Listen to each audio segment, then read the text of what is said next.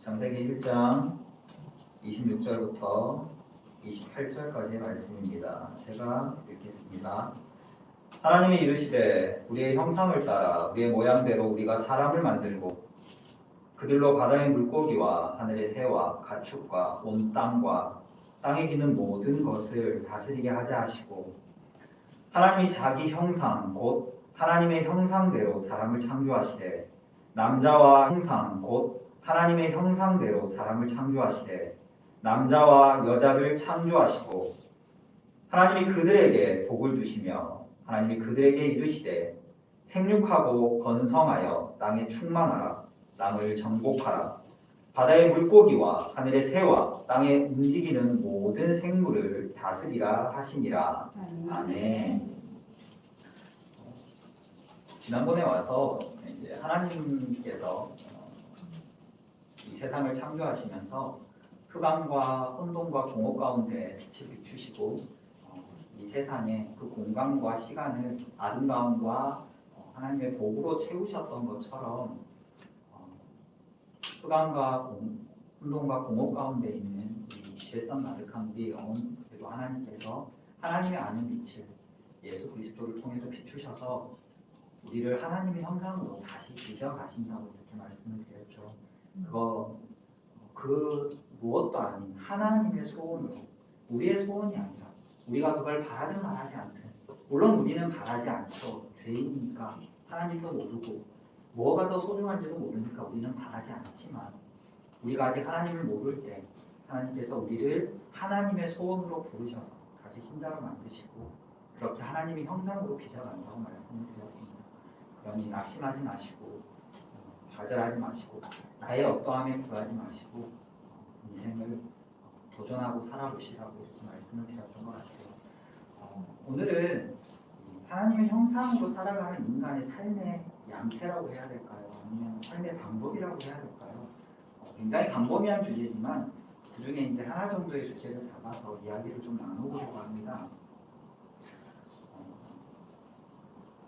이 성경이 불신자가 아니라 신자가 하나님의 은혜로 신자가 되어서 믿음의 눈이 열린 사람에게 하나님이 어떤 분이시고 신자가 어떤 존재인지를 알려주는 책이라고 했잖아요. 그렇다면 지금 오늘 여기서 하나님께서 우리에게 명령하시는 것도 굉장히 중요한 의미가 있는 거거든요. 하나님께서 창조하셔서 원래 인간에게 의도했던 목적이, 인간을 짓자마자 인간에게 하신 말씀이 인간에게 복을 주셨다는 거예요. 이게 하나님의 가장 큰 목적인 거죠. 인간을 향한 가장 큰 목적은 뭐냐? 복을 주겠다 이거예요. 일단 복을 주겠다. 부모가 자녀에게 일단 어떻게 해요? 자녀의 어떠한 건 상관없죠. 부모의 의도는 일단 자녀에게 좋은 걸 주는 거예요. 똑같습니다. 하나님은 일단 인간을 지으셔서 복을 주겠다고 하신 다음에 그 복을 누리는 방편으로 뭘 말하셨냐면 생육하고 번성하고 땅에 충만하고 땅을 정복하고 땅을 다스리랍니다. 근데 우리는 이 명령에 관해서 그렇게 심각하고 자세하게 생각을 하고 사는 것 같지는 않습니다. 정복하라는 뜻이 무엇인지, 다스리라는 뜻이 무엇인지, 사실 집에 있는 강아지도 가 한다고 가지 않잖아요. 그렇죠? 이게 다스리는 것 같지 않거든요. 대체 이게 무슨 의미일까 하는 거죠. 이게 우리에게 굉장히 중요한 말씀이라는 건 분명한데 우리는 그 의미를 잘 모르는 것 같아서 이 의미 중에 하나를 오늘 이제 나눠보려고 합니다. 저도 그랬지만 아마 많은 기독교인들이 오해를 하고 살아가는 것 같아요. 저희 교회 청년 중에 하나가 20대 초반입니다. 20대 초반인데 그 친구가 다른 지역에 살거든요. 이제 친구가 전화를 했대요. 친구하고 통화하는 중에 이제 나왔던 얘기입니다. 그 아이가 이제 23살이라 대학 졸업반이 된 거죠. 그리고 이제 23살, 24살 이쯤 되면은 다 그렇겠지만 취직, 그렇죠, 앞길 이런 걸 생각할 수밖에 없고 결혼도 심각하게 다가오죠. 내가 과연 내 인생을 어떻게 살아야 되는지, 나는 뭘 직업으로 가질 건지, 그리고 이 직업이라는 게 딱히 와닿지 않아요. 나는 내가 뭘 잘하는지도 모르겠고 하나님이 나한테 뭘 원하시는지도 잘 모르겠고, 물론 이제 그게 뚜렷하신 분들도 있지만 거의 대부분의 청년들이 그걸 잘 모르더라고요. 청년뿐만이 아니라 저도 이제 40대 중반인데 30대가 되고 40대가 되고 50대가 되어도 그걸 모르시는 분들이 많아요. 그냥 사는 거죠. 이 아이가 이제 저희 교회 청년한테 한 말이 있습니다. 교회에서 설교를 들으면 인내하라고 맨날 인내하랍니다. 뭘 인내해야 되는지 모르겠는 거죠. 그렇잖아요. 쉽게 예를 들면 이런 거죠. 어떤 친구하고 관계가 안 좋아요. 이 친구가 나한테 자꾸 무례하게 대해서 내가 좀 힘들어요. 그러면 일반적으로는 그 무례함을 참아야 되는 거라고 생각할 수도 있죠. 그렇죠? 그냥 이렇게 말 안 끙끙 앓으면 그냥 집에 와서 그냥 막 이렇게 남한테 이렇게 뒤통수 뒷담는 걸 수도 있지만 그 친구한테 바른 말을 한 뒤에 그 불편한 관계를 참는 것도 인내일 수 있거든요. 그렇잖아요. 인내하라고는 하는데 뭘 인내해야 되는지는 가르쳐주진 않는 거죠. 인내가 무엇인지도 가르쳐주지 않고 어떻게 이게 구체적인 삶의 상황에서 어떻게 행동하는 것이 바른지 그 기준 같은 것도 잘 모르겠단 말이죠. 그런 상황에 자신의 인생의 문제는 이제 눈앞에 다가온 거예요. 19, 20일 때야 막연하게 1년이 지나고 2년이 지나고 3년이 지나고 23이 되고 4시 되고 5시 되면 뭔가 있겠지. 이렇게 사는 거죠. 몇 년 뒤에는 다르겠지. 하지만 지나와서 보면 아시겠지만 그냥 모르겠고 이렇게 살면 몇 년 뒤에 하나님이 알아서 내 인생을 어떻게 해주시겠지 라고 막연하게 생각하는 거죠.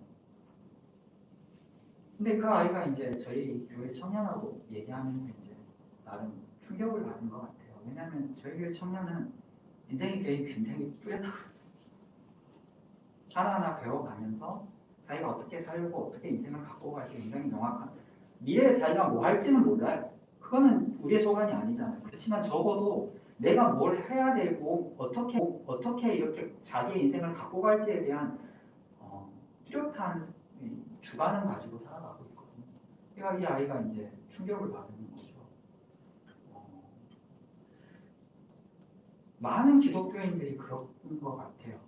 세상의 종교들은 보면 사람들을 생각하지 않는 쪽으로 끌어갑니다. 사람들도 보통 생각하는 걸 싫어해요. 그러니까 세상의 종교는 어떻게 가냐면 이게 쉽거든요. 맹신이에요. 이렇게 해. 그리고 그렇게 행동하면 유익이 생길 거야. 이런 겁니다. 불교의 3000배가 그런 거예요. 불교의 3000배가 불교는 교리를 명확하게 가르치지 않거든요. 잘. 왜냐하면 그거 명확하게 가르치면 복잡합니다. 굉장히 복잡해요. 설명도 힘들고 가르치기도 힘들잖아요. 그러니까 어떻게 해요? 3000번만 절하라 이거예요. 3000번만. 삼모일계 하라 이거죠. 그러면 뭐예요? 부처님이 복을 준다 이겁니다. 네가 원하는 소원을 들어준다. 너무 간단하잖아요. 내가 고뇌하고 내가 사색해서 엄청나게 생각을 해가지고 다른 결론을 이끌어내가지고 행동을 하는 게 아니라 그냥 여기 스위치 딱 끄고 여기 이제 신경을 다 절단하듯이 뇌와 몸은 따로 그리고 3000번만 절하면 들어준다. 이렇게 하는 거죠. 그게 쉬워요. 쉽습니다. 그게 쉬워요. 그러다 보니까 기독교도 그걸 따라가는 것 같아요. 40일 금식기도 이런 거 있지 않습니까? 40일 금식기도. 어떤 목사님 명함을 받았는데 명함 뒷장에 이렇게 써있더라고요. 40일 금식기도 이후에.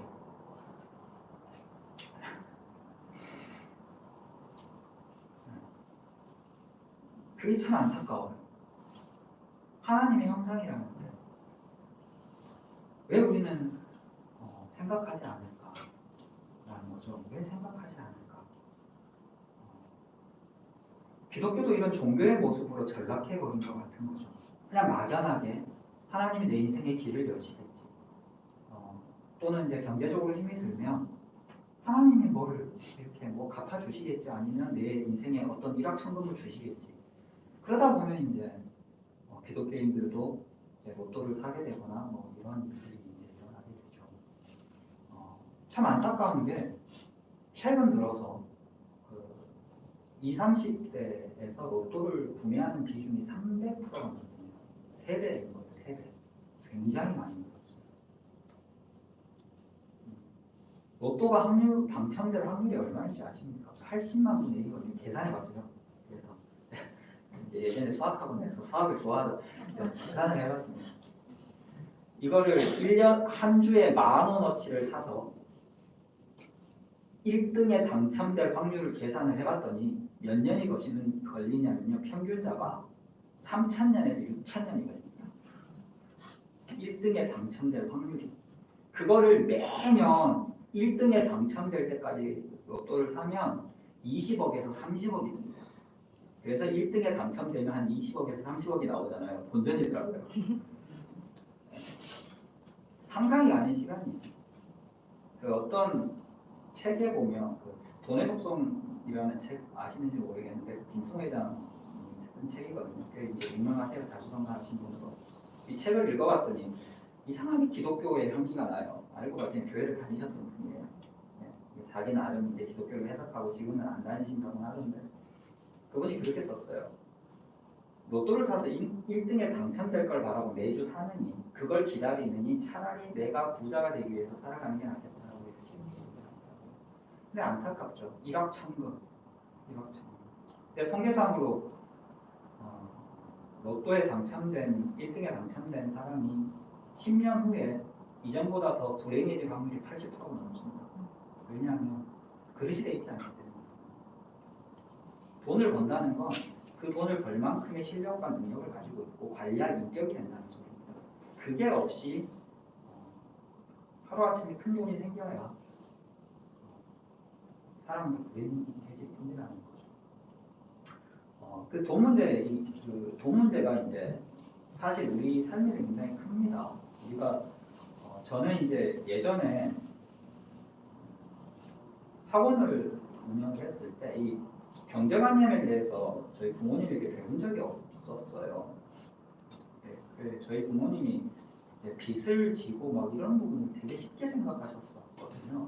아버지가 이제 능력이 없으셨던 것도 아닌데 이제 꽤 힘들게 사셨고 제 어린 시절은 굉장히 가난했습니다. 그러다 이제 학원을 했는데 경제관념을 배운 적이 없다 보니까 제가 이제 그때 1년에 한 2억 이상의 돈을 벌었습니다. 개인 학원에서. 되게 잘 벌었죠. 한 달 생활비로 제가 쓴 돈을 계산해봤더니 평균자가 1,500만 원을 썼더라고요. 한 달 생활비로. 근데 저는 그때 늘 빚에 쪼달리고 학원이라고 해봐야 돈 들어갈 일도 없거든요. 학원은. 인건비도 거의 안 나가고 내가 가르쳐서 수업료 받고 세금도 안 내니까 다 남는 거란 말입니다. 근데도 저는 늘 제가 쪼들렸다고 생각을 하고 늘 제가 가난하다고 생각을 하고 살았어요. 의문이 들더라고요. 대체 기독교인에게 경제 문제가 무엇일까라는 의문이 들더라고요. 나는 과연 돈을 어떻게 벌고 어떻게 쓰고 살아야 하나? 여러분이 한 달에 얼마를 벌어야 된다고 생각하십니까? 하나님 안에서. 얼마를 벌면 하나님 앞에 떳떳하다고 생각하세요?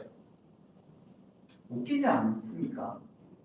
내가 얼마를 벌든 하나님 앞에 양심에 걸릴 건 없어야 되거든요. 왜냐하면 이 세상의 주인은 하나님이시고 그렇잖아요. 돈을 사랑하지 말라고 하는 거지 돈 벌지 말라고 한 적은 없는데 기독교인들은 많은 돈을 벌면 죄를 짓는 것 같다는 생각합니다. 그러면서도 돈이 없으면 안 되니까 꼭 그런 거잖아요. 은근슬쩍 이렇게 쳐다보듯이 이렇게 이런 식으로 이제 돈을 대한단 말이에요. 돈을 회피하고 돈을 무시합니다. 그러면서도 돈은 필요해요. 이상하죠. 돈을 정말 악한 거라고 생각한다면 돈이 정말 악한 거라면 돈 그 자체가요. 돈 그 자체가 악한 거라면 세상의 재물이 정말 악한 거라면 우리는 그 나는 자연인이다 찍으시는 분들이 있죠. 우리는 그거 하러 가야 됩니다. 산속에 오막 짓고 나무 캐먹고 살아야 되거든요. 생각을 해보자고요. 하나님이 그 삶을 원하실까요? 아니죠. 기독교는 세상의 빛입니다. 산속으로 들어가길 하나님 절대 원하지 않아요. 너희끼리 뭉쳐가지고 하나님 섬기고 살아가라. 안 합니다. 중세 기독교가 타락했던 제일 큰 원인 중에 하나가 수도원이에요. 하나님 믿고 살아가는 게 힘들고 세상이 썩은 것 같으니까 고고한 우리끼리 깨끗한 우리끼리 모여가지고 하나님만 매일매일 찬양하며 살아보자. 그게 기독 수도원이거든요. 그거 했다가 기독교가 타락할 대로 타락해가지고 종교개혁이 일어난 겁니다. 저는 산속에 있지만 교회는 산속에 없어요. 절대 산속에 있지 않아요. 왜? 교회는 세상에 있어요. 그렇다면 이 돈의 문제 역시 우리에게 굉장히 중요한 거라고 할 수 있습니다. 우리가 오해하는 건 그런 거죠. 성경에 이런 말씀이 있어요. 히브리서에 보면 이거 예수님 말씀 중에도 있는 것 같은데 그런 느낌이 드는 말씀들이 있거든요. 돈을 사랑하지 말고 있는 바를 족한 줄로 알아. 그가 친히 말씀하시기를 내가 결코 너희를 버리지 아니하고 너희를 떠나지 아니하리라. 이런 말씀을 들으면 돈 벌지 말라는 소린가? 이렇게 들리거든요. 근데 아니란 말입니다. 그러면 대체 우리는 얼마를 벌고 얼마를 쓰고 살아야 할까요? 그렇죠. 헷갈리시죠? 성경에 돈을 주인으로 섬기지 말라고 얘기하는 건 돈이 내 인생을 지탱하고 돈이 내 인생의 주인이고 돈이 아니면 내 인생이 영이 되지 않는다고 생각하는 겁니다. 내 인생의 문제가 돈으로 해결될 거라고 믿는 돈을 의지하는 마음을 말하는 거지 그 탐욕적인 자세를 말하는 거지 우리가 살아갈 때 우리 인생에 돈이 필요 없다고 말씀하시는 게 아니거든요. 이 모든 것들이 짬뽕이 돼가지고 이게 막 섞여서 기독교인들이 많은 오해를 합니다. 직업을 선택할 때도 뭔가 고관 이상을 가지고 선택해야 될 것 같고 그렇다고 돈을 열심히 벌자니 이렇게 돈 벌고 사는 게 하나님 앞에 과연 옳은 걸까라는 고민도 하게 되고 그래요. 통치는 오늘 이제 다스리라 이렇게 나오는데 통치는 자유의 문제거든요. 전에 이제 저번 설교 때 이제 말씀드렸는데 자유란 더 가치 있는 걸 선택한다고 했죠, 그렇죠? 나라는 존재 자체에서 존재의 발현으로 볼 때 그 자유는 더 가치 있는 걸 선택하는 걸 자유라고 말씀을 드렸습니다. 근데 이 자유가 관계의 문제에서 나올 때는 뭐가 되냐면 통치가 되는 겁니다. 내가 관계에서 내 주변을 나의 뜻과 나의 의지로 다스리는 것이 바로 자유거든요. 그래서 우리가 자유의지를 가졌다고 했을 때 하나님의 명령, 이 다스리다라는 명령과 우리의 자유의지는 굉장히 밀접한 영향이 있습니다. 하나님이 그러시죠. 우리한테 종이 되지 마라. 그렇죠. 종이 되지 마라. 죄의 종이 되지 마라. 종이 되지 마라. 이렇게 얘기합니다. 오직 우리는 하나님의 종이죠. 하나님 앞에서 하나님의 종인데 죄의 종이 되고 돈의 노예가 되고 그렇게 살아가는 인생들이 있기 때문에 이 통치의 문제가 굉장히 중요합니다. 하나님을 믿어서 여러분 보고 지금 부자가 되기 위해서 부자라는 목적만 세우고 살아가라 이렇게 말씀드리는 거 아닙니다. 기복신앙을 얘기하는 것도 아니고 번영주의를 얘기하는 것도 아닙니다.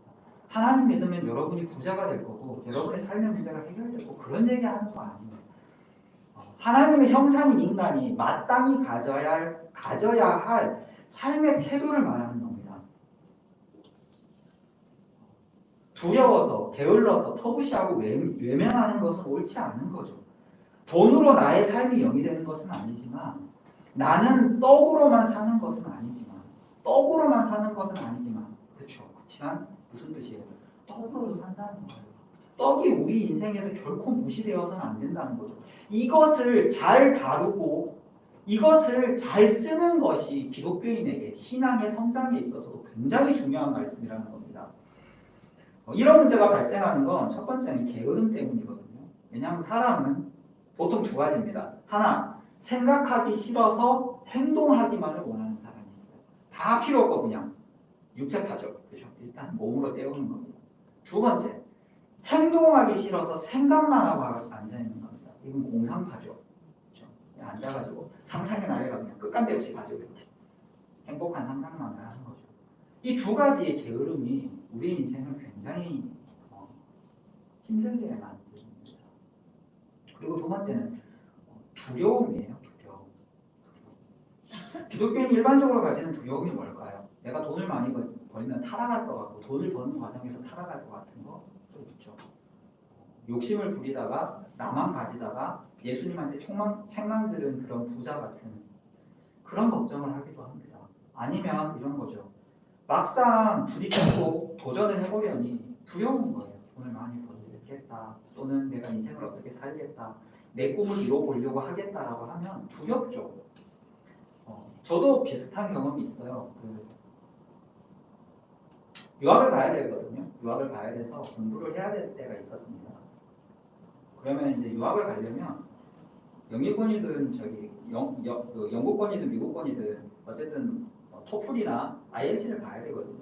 이 공부를 해서 꽤 높은 수준의 점수를 맞아야 됩니다. 이게 왜 겁날까요? 공부는 하면 되거든요. 그냥 하루하루 쌓아가면 되는데 그 시험의 점수를 넘긴다는 게 두려운 거예요. 그러니 두려운 공부를 해야 되는데 두렵다고 공부는 안 하고 그냥 넘겨버리더라고요. 이게 참 인간의 두려움 중에 하나다. 근데 그 모든 걸 뛰어넘어서 기독교인에게 이 문제가 발생하는 건 우리의 신앙에서 구원의 지평에 관한 우리가 명확한 인식이 없기 때문입니다. 이런 겁니다. 기독교 구원은 인과를 뛰어넘어서 주어집니다. 자, 세상은 하나님의 일반 은총이라고 그러는데 인과의 법칙 안에 있습니다. 쉽게 말하면 콩을 심으면 콩이 나는 거예요. 원인이 있어야 결과가 나옵니다. 원인을 제공해야 결과가 주어지죠. 대가를 지불해야 받을 수 있습니다. 기브 앤 테이크라고 할 수 있어요. 이게 일반 은총이고 세상의 기본적인 법칙입니다.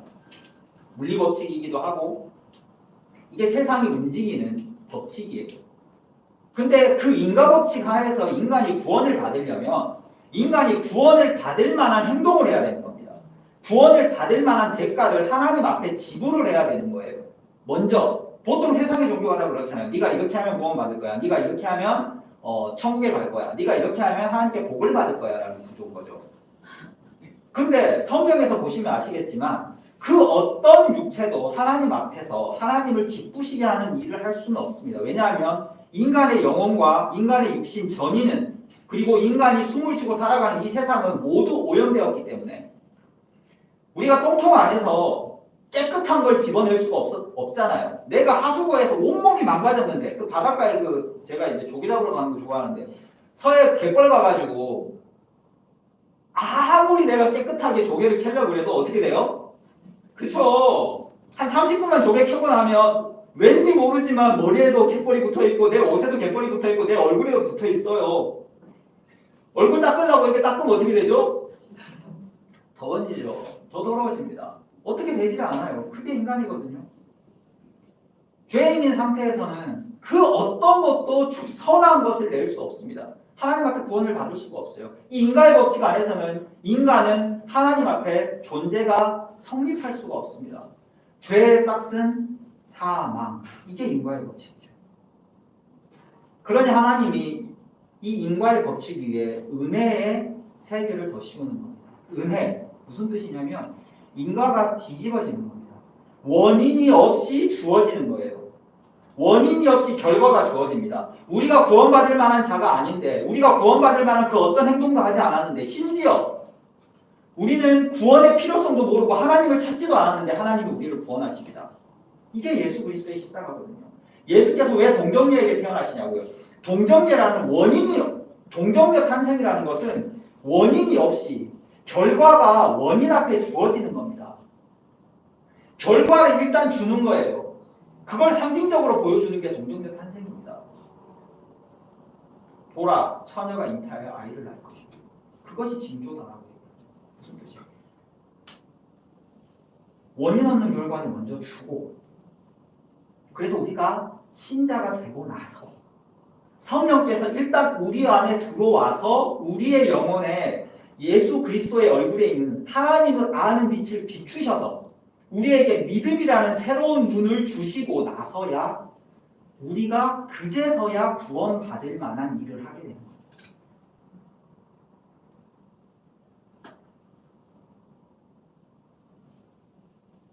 그리고는 신자로 살아가는 겁니다. 왜 우리가 이 땅을 죄인으로 살아간다고 그랬어요? 구원받았으면 하늘나라 데리고 가버리시고 그 순간 깨끗하게 만드셔야 되는데 우리는 구원받은 후나 구원받기 전이나 똑같은 모습이거든요. 내가 하나님을 알고 회개했다고 해가지고 내 본성이 사라지냐면 그렇지 않아요. 은혜 받았을 때야 은혜의 힘으로 이렇게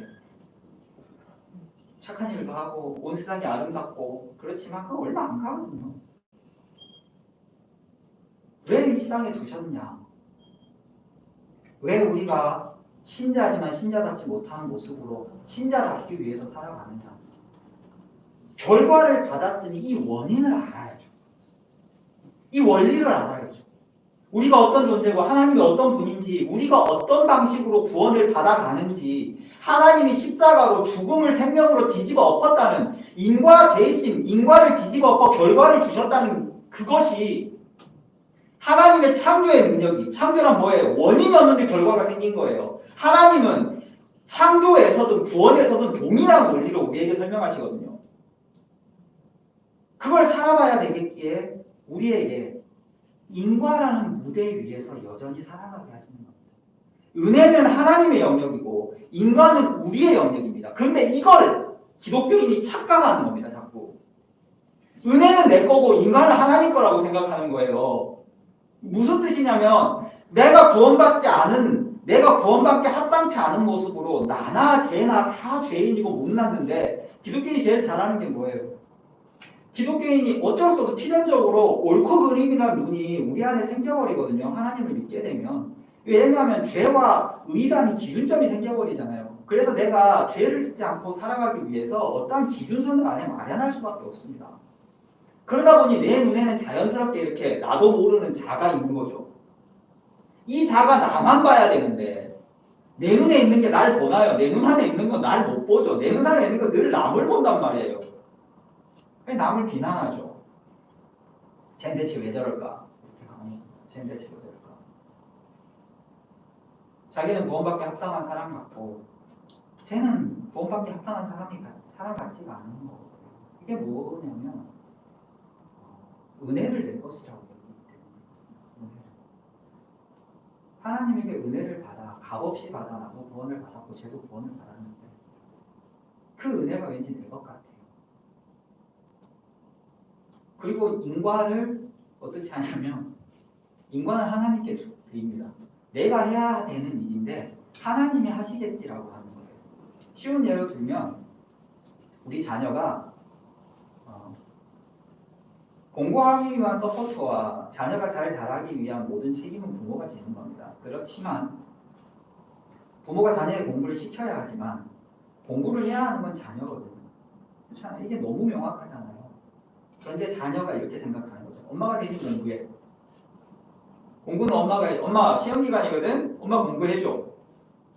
실제로 그렇게 하시는 집들도 있더라고요. 요즘 보니까 저기 자녀 대신 자기가 요약정리 해가지고 자녀한테 줘요. 이것만 공부라고.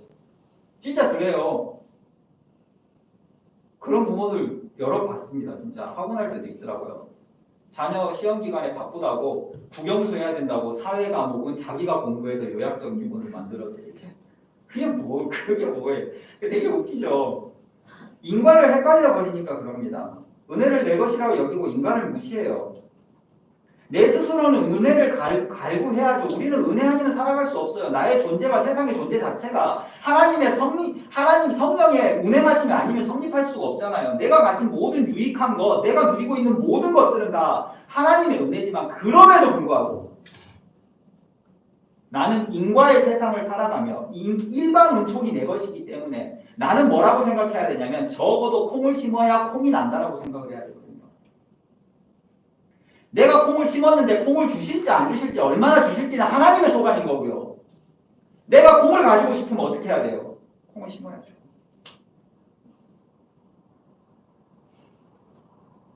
누가복음 17장 10절에 보면 그 종에 관한 이야기가 나오거든요. 되게 재밌습니다. 주께서 이르시되 너희에게 겨자씨 하나일 만한 이게 무슨 뭐냐면 우리에게 믿음을 더하소서라고 제자들이 요청을 하니까 예수님께서 하신 말씀이에요. 주께서 이르시되 너희에게 겨자씨 하나일 만한 믿음이 있었더라면 이 뽕나무더러 뿌리가 뽑혀 바다에 심기어라 하였을 것이요 그것이 너희에게 순종하였으리라. 너희 중 누구에게 밭을 갈거나 양을 치거나 하는 종이 있어 밭에서 돌아오면 그더러 곧 와서 앉아 먹으라 말할 자가 있느냐. 도리어 그더러 내 먹을 것을 준비하고 띠를 띠고 내가 먹고 마시는 동안에 수종 들고 너는 그 후에 먹고 마시라 하지 않겠느냐. 명한 대로 하였다고 종에게 감사하겠느냐. 이와 같이 너희도 명령받은 것을 다 행한 후에 이르기를 우리는 무익한 종이라 우리가 하여야 할 것을 한 것뿐이라 할지니라. 이렇게 말씀하세요. 이게 무슨 뜻이냐면 쉽게 말하면 이거예요. 종은 종의 영역이 있고 주인은 주인의 영역이 있는 거예요. 종은 종의 할 바를 하는 거죠. 그게 어떻든 주인과 종이 서로의 영역을 침범하지 않는 겁니다. 종은 특히 주인이야 주인 마음대로 할 수 있다고 쳐도 종은 자신의 영역을 지키고 자신의 일을 하는 거예요. 근데 이걸 우리는 자꾸 잊어먹습니다. 그래서 한때 유행했던 기도 이름이 있어요. 보좌를 움직이는 기도. 요즘 보니까 다니엘 기도에 가끔 나오더라고요. 하늘 보좌를 움직이는 기도. 아니 하늘 보좌를 왜 움직입니까? 하늘 보좌는 하나님이 움직이시겠죠. 내가 그걸 왜 움직여요? 내 알량한 지식과 내 알량한 생각으로 하나님의 생각을 대신한다고요?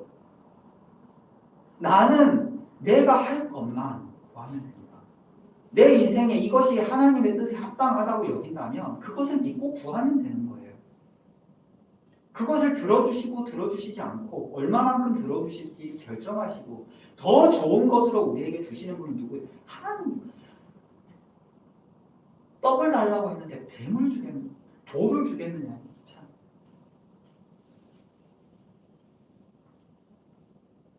기독교 신앙 안에서 나의 운명은 나의 선택으로 결정되지 않습니다. 이건 너무 명확하죠. 나의 운명을 하나님이 결정하시고 하나님이 그것으로 이끌어가세요. 하나님의 소원으로.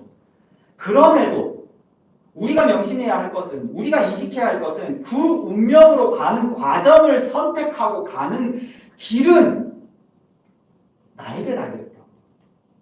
하나님이 그 과정까지 책임지시고 그 과정까지 그냥 하나님의 의도대로 그냥 모든 걸 다 하신다고 여긴다면 하나님은 아담이 선악과를 먹었을 때 아마 뒤통수를 때렸을 거예요. 내가 먹지 말라고 했지. 이리 와. 가지마 하고 울타리를 치셨겠죠. 아니면 애당초 선악과를 두지 않던지요. 근데 어떻게? 아담이 선악과를 먹을 때 놔두세요. 놔두시고 먹고 나서 나타나시죠. 잊으시면 안 돼요. 하나님은 우리의 의지를, 우리의 자유의지를, 우리의 인격을 절대 무시하지 않습니다. 기독교의 가장 놀라운 신비 중에 하나가 바로 이겁니다. 하나님의 자유의지와 우리의 자유의지가 부딪히는데 이게 공존하고 이게 정반대 방향에 있는데도 불구하고 하나님의 자유의지 안에 이것이 포함되면서 모든 것이 합력하여 선을 이룬다. 우리가 하나님을 대신하고 하나님을 적대해도 그 모든 것이 뒤집어져서 선으로 바뀌고 복으로 바뀌는 종류가 바뀌게 됩니다.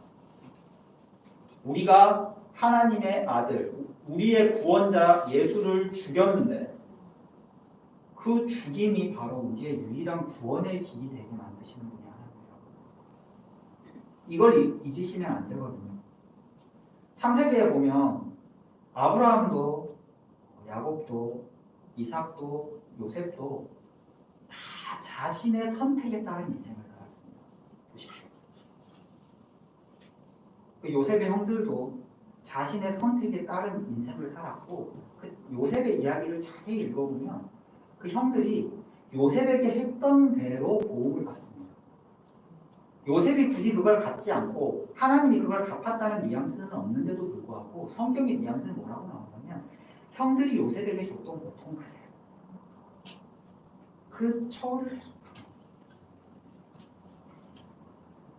자신들의 선택, 그 선택의 결과가 결국은 하나님 안에서 선으로 바뀌고 하나님의 약속이 이루어지는 과정들로 바뀌었지만 하나님은 결코 그들의 선택을 무시한 적이 없다는 거죠. 야곱의 인생 보십시오. 자충우돌이잖아요. 끝까지 그랬어요. 끝까지.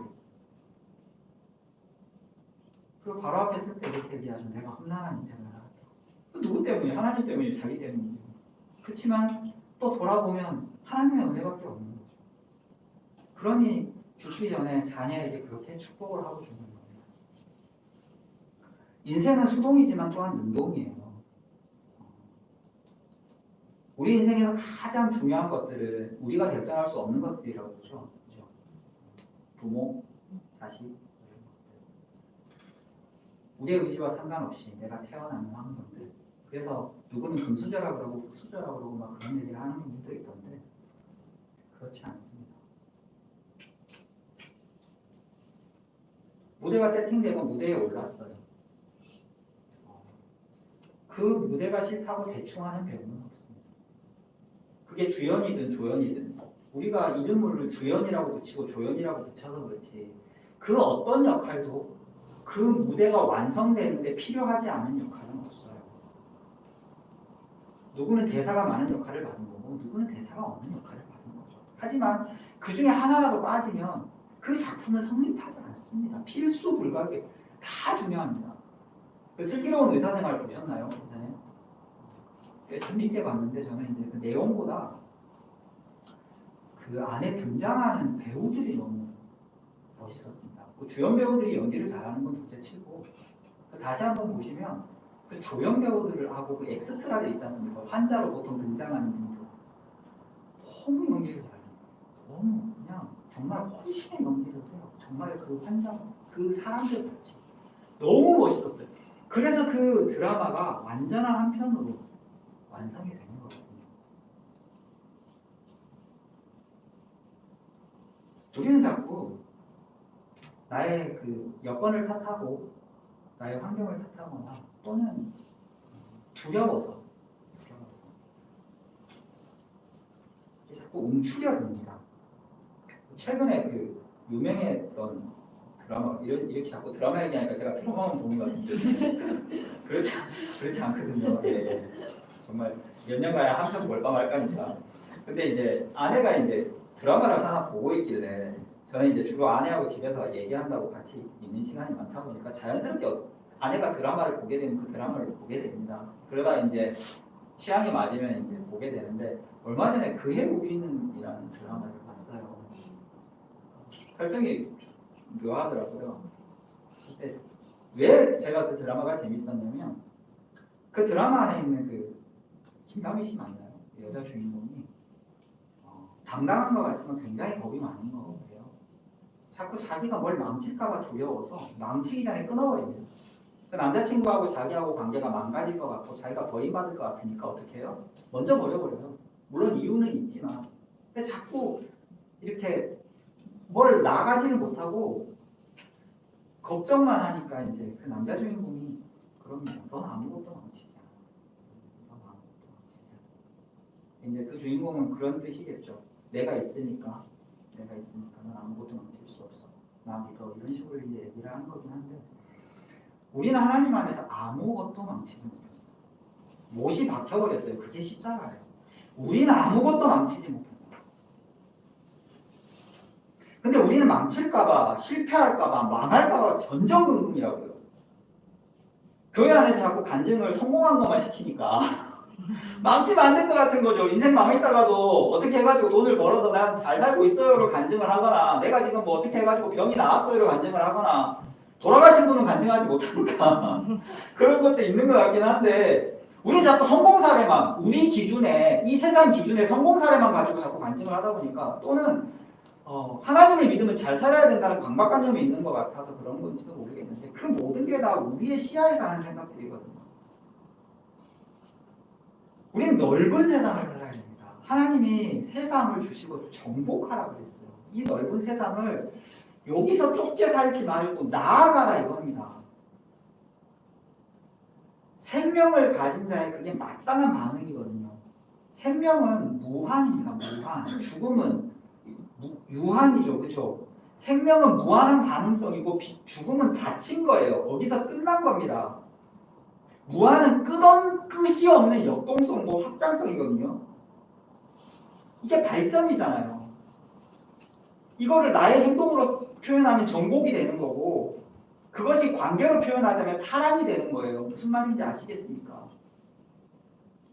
하나님의 속성, 그 영혼과 무한하신 속성이 생명이라고요. 피조물에게는 생명으로 나타나는 거예요. 근데 자꾸 우리는 죽은 것 같이 살거든요. 다친 것처럼 삽니다.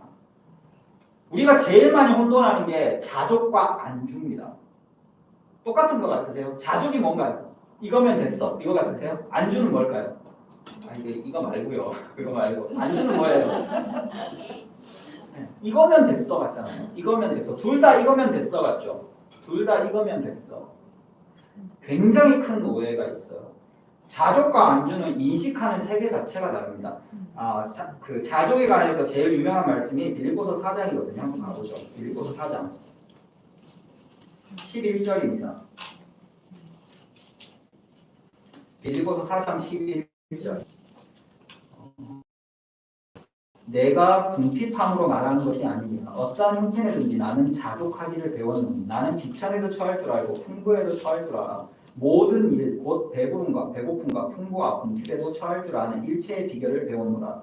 내게 능력 주시는 자 안에서 내가 모든 것을 할 수 있느니라. 이렇게 얘기합니다. 안주는 닫아버리는 거예요. 닫아버리는 겁니다.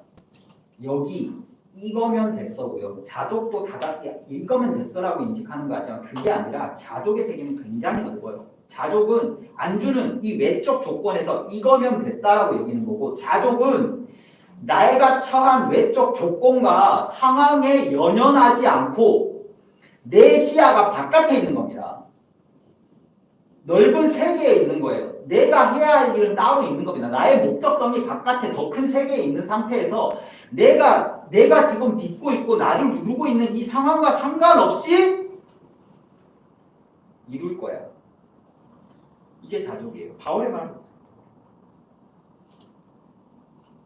풍부에도 비천에도 배고픔과 배부름과 그 모든 것 가난과 궁핍과 부함과 주림 그 모든 게 내가 이루고 내가 가려고 하는 길과는 상관이 없다. 궁극적인 원인은 뭐예요? 하나님이 계시기 때문이라고 인식하는 거죠. 하나님이 계시기 때문에.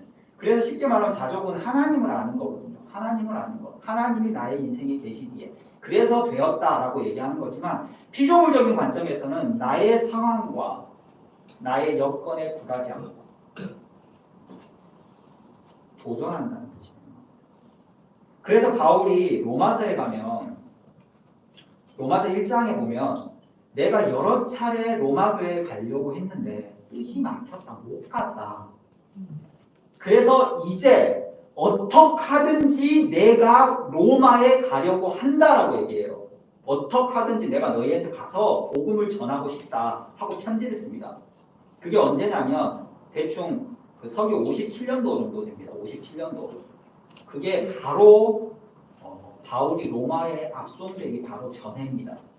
3차 전도의 마지막에 에베소에 가기 전에 그 유명한 그 고별 설교 있잖아요. 에베소 장로들한테 한 고별 설교 하기 바로 전에 3개월 정도 이제 고린도에 머물거든요. 헬라에 머물렀다 이렇게 나옵니다. 그때 로마에 편지를 쓰는 겁니다. 로마 교회에 편지를 써서 이제 지금 바울은 예루살렘으로 돌아가는 길이거든요. 그럼 뒤에 그 사도행전을 읽어보시면 아시겠지만 바울은 지금 이렇게 예루살렘에 돌아가면 자기가 잡힐 걸 알았어요. 왜냐하면 그때가 그 유명한 네로 황제가 즉위하고 몇 년, 한 3, 4년쯤 됐을 때입니다. 그러니까 기독교가 굉장히 크게 박해를 받고 있을 때예요. 잡히면 알잖아요. 다 그 현재 상황을. 자기가 이제 잡힐 거고 체포될 거라는 걸 알고 있었습니다. 그러니 뚜렷하겐지 막연하겐지 모르겠지만 바울은 어떻게 할 계획을 세우고 있는 겁니까? 잡혀서 죄인으로 로마에 가겠다고 생각합니다. 자기가 자유인의 신분으로 로마에 들어가서 복음을 전하는 게 어려우니까 그게 막히니까 뭐라고 생각하냐면 나 이제 잡혀서 로마 황제한테 재판을 신청해서 죄인된 신분으로 감옥에 갇혀서 복음을 전합니다.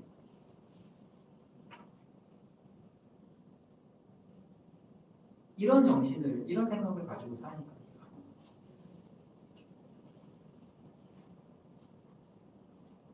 우리 수준에 멈추는 건 우리가 잘 아는 단어 하나로 설명할 수 있습니다. 우상입니다. 우상. 우상은 신상에다 절하고 다른 신을 믿고 이런 정도의 문제가 아니라 내가 나의 수준에서 좋은 것을 내가 할 수 있는 방법으로 얻어내려고 하는 모든 시도를 말해요. 자녀들이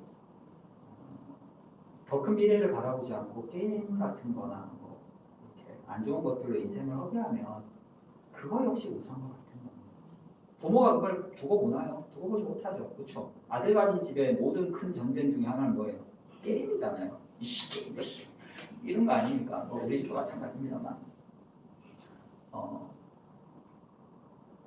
아니라네요. 우리 아들들이 아니 속게합니다. 그냥 부모 욕심이 그런 거죠. 잘 안 해요. 예. 자녀가 자녀 눈에 좋은 걸 추구하고 살아가면 우리는 부모는 두고 보지 못합니다. 그대로 인생을 둘 수가 없죠. 그러면 어떻게 하죠? 못하게 하는 거죠. 더 나은 것이 있다. 하나님 똑같거든요.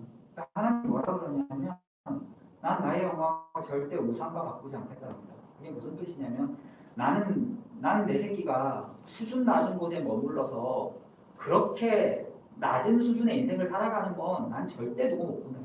나는 너를 내 형상으로 지었고 세상 그 어떤 것보다 고귀하게 널 줘. 나는 너를 나 대신 이 세상을 다스릴 자로 지었어. 그런 거에 연연하고 살아가지 마. 그거에 멈추지 마 이겁니다.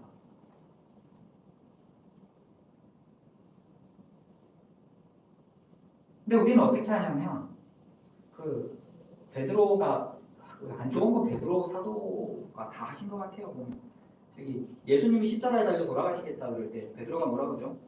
주여 그리마옵소서 그러죠. 주여 그리마옵소서. 내가 주님한테 그런 일이 일어나는 건 눈뜨고 못 봅니다. 주님 뭐라 그러세요? 그럼 몇 전에 기특하다 그래요? 사태가 올라가라 그러죠. 너는 내가 하려는 일의 가치를 모른다. 네 수준에 판단하지 마라. 내가 가려는 길이 무엇 이루는지 넌 모른다. 누가 상상합니까? 죽음이고 생명이고 죽음이고 부활이라. 그 가장 낮고 가장 가망성이 없는 그곳에서 절망과 비참과 비열과 그 모든 인간의 더럽고 추악한 것 한 가운데서 생명이 솟아오르는데 그걸 누가 상상을 할까요? 베드로가 그 다음 장 변화칸에서 뭐라 그래요? 여기가 좋사오니 이런 말입니다. 예수님이 그냥 엘리야와 모세하고 이렇게 반짝반짝 거리는 모습으로 막 내려오니까 이게 너무 좋은 거예요. 여기에다 초막셋을 짓고 우리끼리 잘 먹고 잘 살자 이런단 말이에요. 여기가 좋사오니. 우리 항상 그러거든요. 내가 돈 좀 있으면, 내가 사회적으로 좀 성공하면, 내 몸이 좀 건강하면, 내가 무언가를 더 가지면 그럼 내 인생이 괜찮을 것 같다는 생각을 하는 거예요. 막연하게. 그래서 우리는 내가 할 바를 하면 되는데 그걸 하지 않고 그냥 막연하게 하나님께 이거 주십사 저거 주십사 이렇게 기도하기도 하고. 저도 그랬거든요. 집사 때. 경제적으로 너무 힘이 드니까 하나님은 돈은 아니 세상 한 달에 1,500만 원, 2천만 원 벌면 많이 번 거죠. 지금 생각해도 참 정말 큰 돈을 벌었어요. 근데 나는 돈이 부족하다고 그때 로또를 샀어요. 매주. 제가 그 신학교 가가지고 정말 힘들게 공부했거든요. 제가 공부를 하니까 이제 당연히 가정이 어렵잖아요. 그래서 나중에 알게 됐습니다. 돈에 관해 너무 무지하고 관념이 없다 보니까 하나님이 이미 신학교 때 가서 공부할 정도의 넉넉한 돈을 주셨던 거예요. 나한테. 학원을 하는 그 5년 동안. 그때 제가 돈을 저축하자고 마음 먹으니까 한 달에 500만 원에서 800만 원을 저축해지더라고요. 넉넉한 걸 주셨는데 그거 싹 다 날려먹고 신학교 가겠다고 마음 먹었는데 내 앞에 있는 건 보증금 300만 원밖에 없더란 말이에요. 이게 말이 되냐고. 그래서 아주 고생했죠. 물론 이제 그 고생하는 와중에 또 깨달은 것도 있고 하나님의 은혜로 또 공부도 열심히 하고 했지만 그게 아니었으면 아니었던 대로 은혜가 있었을 겁니다. 이건 제가 지금 와서 생각을 해도 너무 무지했고 너무 부끄러운 거예요.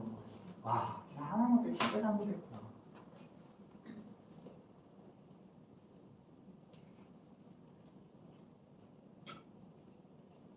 우리의 인생을 초라하게 만드는 건 우리 자신입니다.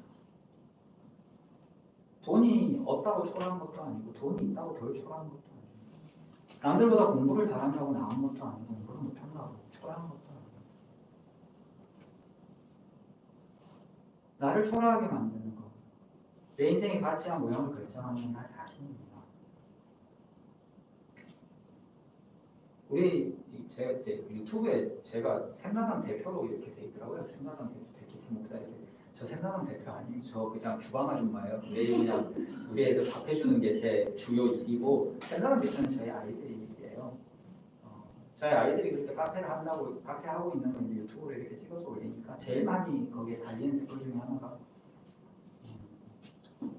엄마 아빠가 금수저다 이거예요. 엄마 아빠가 잘 살아서 자녀들한테 이렇게 투자를 해주는 거. 이렇게 알면 깜짝 놀라세요. 저희 가게는 마이너스 600곳이 들었습니다. 누가 저희 가족 중에 한 분이 그 아이가 이렇게 해보고 싶다 그러니까 돈을 빌려주셔서 시작된 가게 600만 원으로 가게를 차렸습니다. 장난이 마세요. 지금 저희 가게 80평 정도 되니까 저는 기적이라고 생각하거든요. 정말 하나님의 은혜라고 생각하고 아무것도 모르는 상태로 애들 뛰어들겠다고 해가지고 그냥 인테리어 해주고 시작했는데 이제 와서 보니까 정말 기적 같은 일인 거죠.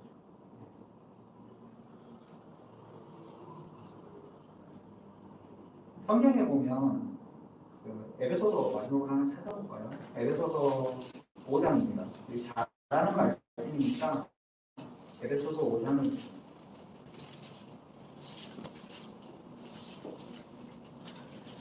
14절입니다. 에베소서 5장 14절부터 볼게요. 그러므로 이르시기를 잠자는 자여 깨어서 죽은 자들 가운데서 일어나라. 그리스도께서 너에게 비추이시리라 하셨느니라. 그런즉 너희가 어떻게 행할지를 자세히 주의하여 지혜 없는 자같이 하지 말고 오직 지혜 있는 자같이 하여 세월을 아끼라. 때가 악하니라. 그러므로 어리석은 자가 되지 말고 오직 주의 뜻이 무엇인가 이해하라.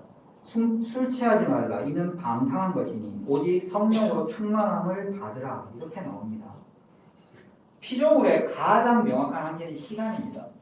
그러면서 동시에 피조물의 가장 큰 복 중에 하나도 바로 시간입니다.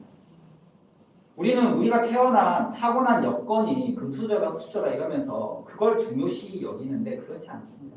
시간이 가장 큰 자산이고 시간이 제일 큰 복입니다. 시간이 쌓여야 이룰 수 있고요. 무엇이든 시간이 쌓이면 이룰 수 있습니다. 시간은 예외 없이 공평합니다.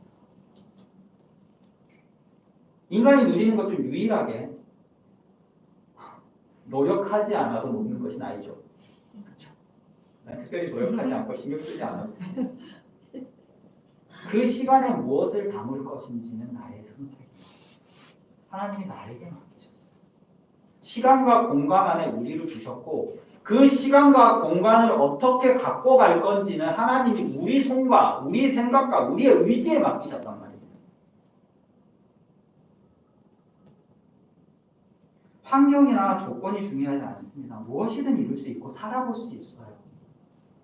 요즘 10대, 20대 가장 큰 꿈은 공무원 또는 대기업 또는 안정적인 직장이라고 하더라고요. 그리고 그 꿈의 최종판이 뭐예요? 건물주입니다. 건물주. 놀고 먹겠다. 건물주를 목표로 가지지 말라는 소리가 아니에요. 건물주가 목표일 수는 있죠. 그렇죠? 나는 이 다음에 건물주가 될 거야. 좋습니다. 돼보세요. 예, 그걸로 나중에 뭘 할지는 그때 가서 결정하시고 하나님 안에서 선한 방법으로 계획을 세워서 가는 거 너무 좋아요. 지지합니다. 왜 자기 이름 그 건축물 등기에다 자기 이름 딱 새기고 이왕이면 융자도 없고 그러면 좋겠네요. 그렇지만 너무 작은 세상이잖아요. 그건 과정이지 결코 목적이 될 수가 없거든요.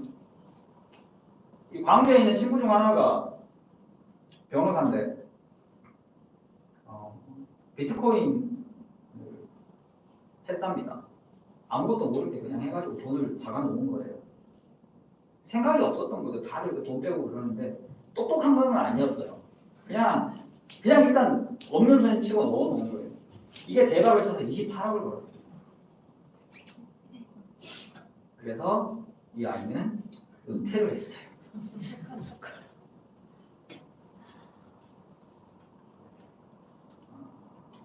그 옆에 있는 변호사 친구가 같이 있었으니까 알잖아요. 만났는데 엄청 부러워하더라고요. 저는 부럽지는 않습니다. 그 인생은 부럽지 않아요. 왜 그럴까요? 단지 당장 28억이 생겼다고 생각해보세요. 심장이 뛰세요? 부러운 인생이 아닙니다. 그 아이의 인생은 28억에 갇혀버려요. 여러분의 인생이 28억밖에 안 되십니까? 그것밖에 평가가 안 되세요. 근데 그 아이는 자기 스스로의 인생을 28억이라고 생각해요. 그리고 앞으로 그 아이가 살아갈 모든 인생의 기준은 뭐가 될까요? 그렇죠. 그 통장에 꽂혀있는 있을까? 생산되지는 않을 거예요. 탕자처럼 감소될 뿐입니다. 통장 잔고는 언제나 줄어들죠. 그렇죠. 아무것도 하지 않으면 줄어들죠. 탕자와 아버지의 결정적인 차이가 그겁니다. 아버지는 생산하는 자고 탕자는 까먹는 자입니다. 생산하지 않고. 너무나 좁은 세상에 너무나 안타까운 삶을 사는 겁니다. 그리고 그렇게 큰 돈을 한 번에 벌어봤으니 다시는 어지간하지 않고서는 하나하나 쌓아가는 돈벌이를 할 수가 없어요. 너무 불행하죠. 그래서 제가 로또 만들고 하신다면 그건 하지 마세요. 차라리 10,000원씩 따시면 그걸로 그냥 일주일에 10,000원씩 저축하십시오. 다음에 그래서 몇 년 지나면 그 돈이면 뭐라도 할 수 있습니다. 네. 이 세월을 아끼라는 말이 뭐냐면 기회를 사랍니다. 헬라어 원어로 기회를 사라. 기회를 사라. 굉장히 적극적인 말이죠. 세월을 아끼라 정도가 아니라 기회를 사랍니다. 기회를 사라. 워렌 버핏이 이런 얘기를 어느 강연에서 하더라고요. 젊은 사람들한테 너에게 자동차를 한 대 줄 건데 그 자동차가 네 인생의 마지막 자동차라고 생각하면 너는 그 자동차를 어떻게 관리할래? 어떻게 할까요? 그렇죠. 매일같이 빽빽이 광내고 고치고 그렇죠. 제가 정말 타고 싶었던 차 그랜드 카니발이 있어서 제가 그거를 한 3년을 기도하고 벼르다 샀어요. 예전에 저 어떻게 했냐면 3일에 한 번 세차하고 일주일에 한 번 왁스질 했어요. 차 전체. 그 왁스질 하면 한 4시간 걸리거든요. 매일같이 제 성격이. 근데 여러분은 여러분 인생에 하나밖에 없는 몸을 어떻게 관리하십니까? 여러분 평생의 마지막 몸이에요. 이 몸 낡아진다고 새 몸으로 갈아타지 못합니다. 여러분이 가지고 있는 이 정신은 여러분이 쓸 수 있는 마지막 소프트웨어입니다. 여러분 이거 어떻게 쓰실래요? 왜 그런 생각을 하지 않으시는지 모르겠더라고요. 여러분의 이 정신과 육신을 갈고 닦아야 됩니다.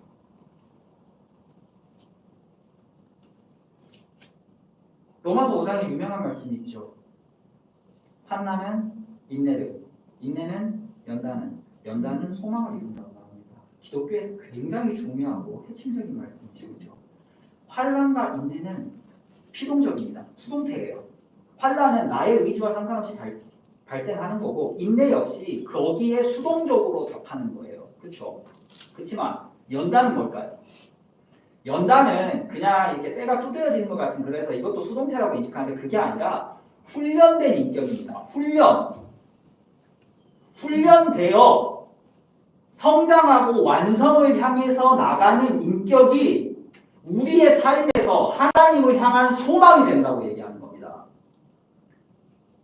이 살아보시면 누구나 다 힘든 인생을 살거든요. 근데 나이가 들었을 때 어떤 사람은 그게 한이 되어 있고 어떤 사람은 그게 수양이 되어서 힘든 인생을 살면 살수록 더 강팍해지시는 분이 있고 힘든 인생을 살면 살수록 더 넉넉해지시는 분이 있어요.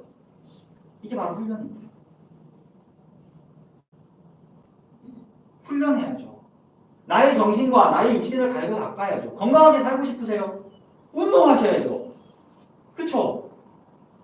내 근육이 세포인 것처럼 내가 내 근육을 단련해야 되는 것처럼 나의 정신도 단련해야 됩니다. 이것도 세포거든요. 끊임없이 생각하고 생각의 근육을 단련해야 됩니다. 그렇게 살아야 돼요. 하나님도 철저한 계획과 목적 아래 움직이세요. 그렇잖아요. 하나님이 대충 하시는 것 같으세요? 우리 이 땅을 대충 관리하신다고요. 하나님도 세세하게 땅에 떨어지는 참새 하나도 하나님 허락하지 않으면 떨어지지 않는답니다. 그렇게 하나님의 일을 하시는데 하나님의 자녀인 하나님의 형상인 우리가 우리의 인생을 아무 생각 없이 계획 없이 막 산다고요. 하나님이 알아서 해주실 것 같으니까. 아니죠.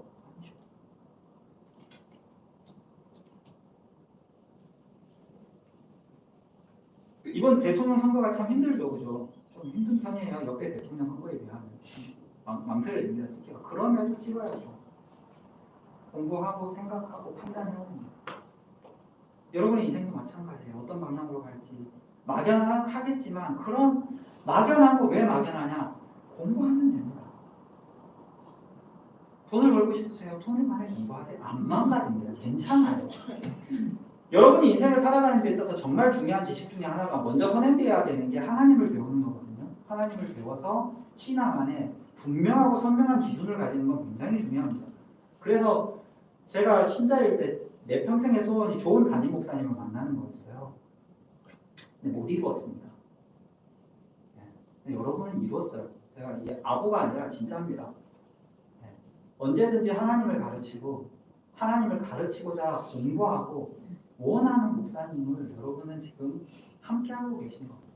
하나님을 배우시면 돼요. 이건 해결이 됐어요. 이건 여러분이 소관이 아니에요. 이거는 이제 김용훈 목사님과 하나님이 소관인 거지. 여러분은 그냥 이 안에서 목사님이 가르쳐 주시는 거 잘 배우고 요구하시면 됩니다. 그리고 여러분이 할 일은 뭘까요? 이제 그 공부를 열심히 하시면서 세상을 공부해야죠. 세상을 알아야죠. 회피하지 마십시오. 세상 두렵지 않습니다. 공부하십시오. 아이들에게 역사를 가르치고 지리를 가르치십시오. 공간과 시간이에요. 넓은 세상을 살아갈 수 있도록 영어를 가르치시고 영어만 공부해도 세상이 몇 배로 넓어지더라고요. 그리고 경제를 가르치시고 꿈이 공무원이라 그러면 엉덩이를 때려주세요. 그런 좁은 세상 살지 마라. 공무원도 공무원은 아니죠. 안주하지 마십시오. 우리의 삶은 정복하고 다스려가는 삶입니다. 정복하는 겁니다. 한 발 한 발, 지금 이 땅이 아니라, 지금 이곳이 아니라 한 발을 더 가는 거예요. 언제나.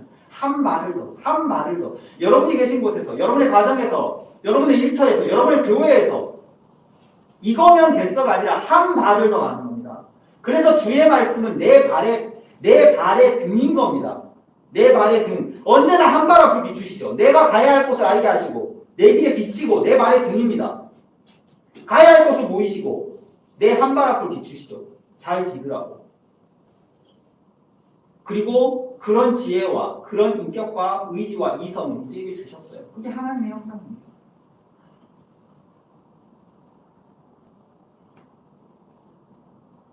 우리에게 주어진 것은 현재죠. 미래는 아닙니다.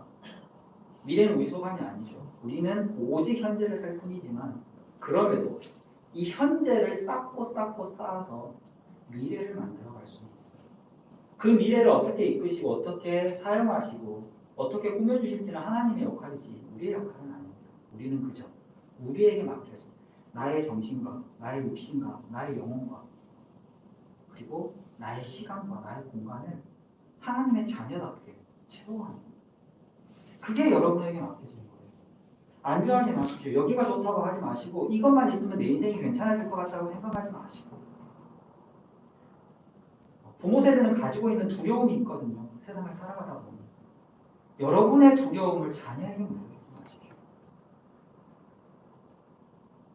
그러기 위해서 여러분도 자녀에게 도전하는 등을 보여주십시오.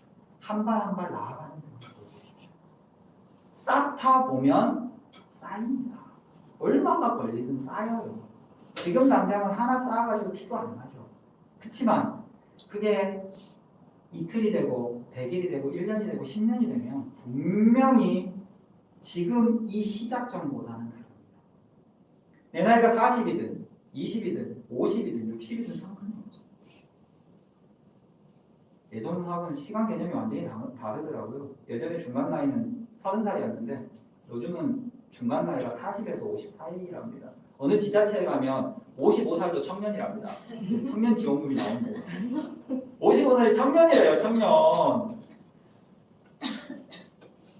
우리는 그 쇼생크 탈출이라는 영화가 참 재밌는데 그 영화 마지막에 그 모건 프리먼이 가석방에서 탈출해서 이제 빅토리인 찾아가면서 이런 멋진 말을 남겨요. 우리는 결말이 불확실한 여행을 시작하고 있는 자유입니다. 그 영화가 참 자유와 인간의 가치에 관해서 정말 표현을 잘했거든요. 우리는 결말이 불확실하지가 않습니다. 우리의 결말은 너무 명확하죠. 우리는 정말 이거 꽁꼬로 먹는 인생 같지 않으세요? 너무 명확한 결과를 가지고 있는데 이 과정만 이렇게 블라인드 처리가 돼 있는 거예요. 이거를 나의 선택에 맡겼다 이겁니다. 이거를 어떻게 만들어갈지는 누구에게 달렸어요? 결과는 너무 좋게 돼 있다니까요.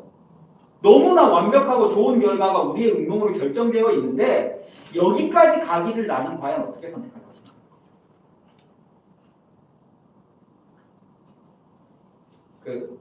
어떤 책에 이렇게 나오더라고요. 이미 늦었다고 생각할 땐 너무 늦은 시간이지만 그렇다고 늦은 시간은 아니다. 지금 시작하는 건 늦었다. 그렇지만 늦지 않았다. 이상한 말이지만 참 맞는 말이에요. 지금 시작하는 건 늦었다. 그러니 서둘러라 라는 말이지만 불가능한 건 아니니까 지금 시작해도 된다. 늦지 않아. 여러분의 인생을 꿈꾸시고 소원을 하나하나 적어보시고 그것이 무엇인지. 이 세상은 하나님의 겁니다. 이 세상을 하나님이 지으셨어요. 그리고 여러분을 이 세상에 보내서 하나님의 자녀답게 살아고 합니다. 하나님을 아버지로 둔 자답게 살아고 합니다. 소망이 없고 계획이 없고 그걸 이룰 의지가 없으면 죽은 사람이에요.